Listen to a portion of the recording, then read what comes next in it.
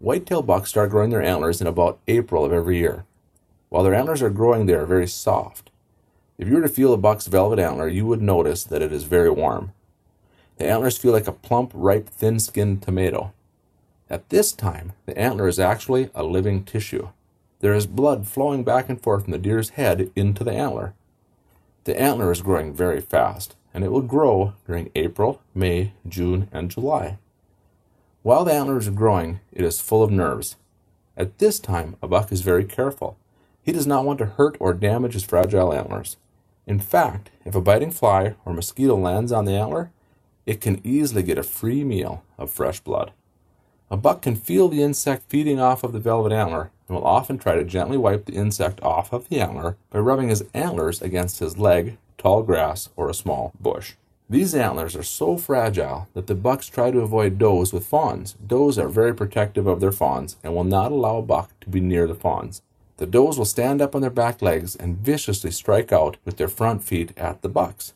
If a buck gets kicked in the velvet antler by a doe, the velvet antler can rupture and be kicked right off the buck's head. When a buck gets his antlers kicked by a doe, it will be seriously deformed, or he may lose his entire antler on that side of his head. During August of each year, something incredible happens. The antlers start to calcify and change from a soft living tissue to a hard bony antler.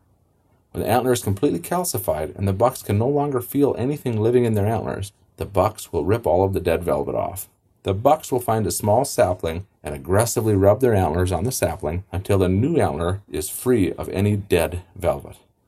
The damage to the sapling, or the missing bark on the sapling, is called a buck rub. The shedding of velvet usually takes place about the 1st of September each year. The buck, with the new hard antlers on their head, will no longer submit to the does. The bucks know right away that the hard, sharp antlers are great weapons, and this will elevate them to the top of the herd. The bucks will use the antlers as weapons against other bucks throughout the fall. In early October, the bucks are just gently sparring with each other, sizing each other up. During November, breeding season, the bucks become really aggressive. I have had bucks break their antlers, puncture another buck's eye, seriously wound each other, and even kill each other. Does this happen in the wild with deer? Yes, we just never really learn of it. In about December of each year, the bucks shed their antlers right off their head. There is a little pain when this happens. I think it probably feels like losing a tooth.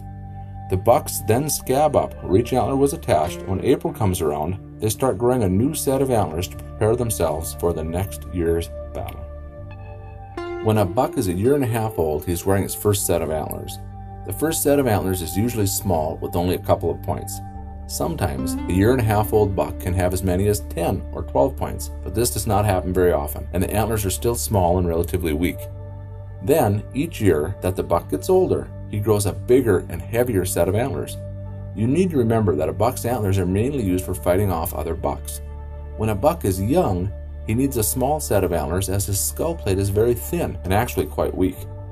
When bucks fight each other, they often use enough force to bust off tines from their antlers. As a buck continues to grow throughout his life, his skull plate continues to grow at a pace that allows his skull to remain stronger than his antlers. If something needs to break during a fight, it is much better to bust off a tine than to tear the young buck's skull plate loose.